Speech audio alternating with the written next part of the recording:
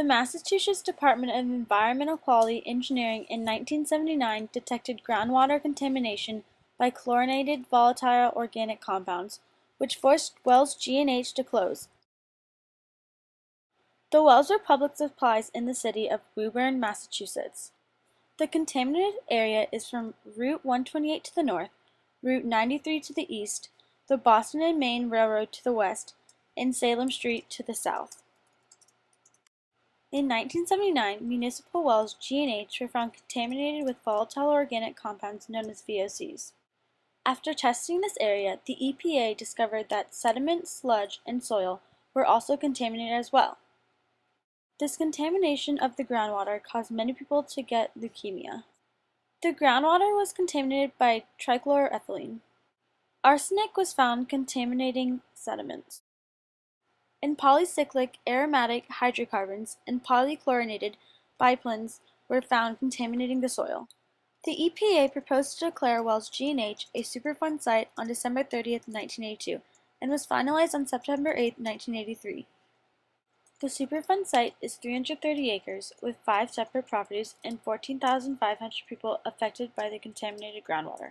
The EPA separated the remediation methods into 4 stages, 1 immediate action and 3 long-term remedial phases.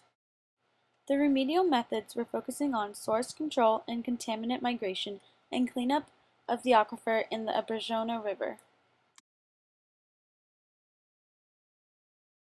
The community removed the junk car dismantling facility because it could have contributed to the contamination. They replaced the junkyard with an ice skating arena to make the community more aesthetically pleasing, and to produce less toxic chemicals that could contaminate the groundwater. The remediation methods are still in use today, as the toxic chemicals found in the groundwater was so severe. The EPA came up with ideas to avoid this ever happening again. They decided to keep the groundwater at the set standards, which were set by the Commonwealth of Massachusetts and the federal government for safe drinking water. The drinking water was previously unsafe due to the contamination. The EPA also investigated other sources that could have possibly contributed to the contamination of the groundwater.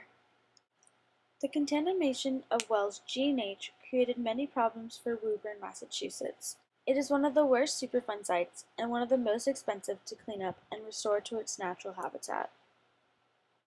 The Woburn aquifer was contaminated because of the effects of careless disposal and the dumping of toxic waste. The cleanup of the aquifer represents the proper way to dispose of toxic waste.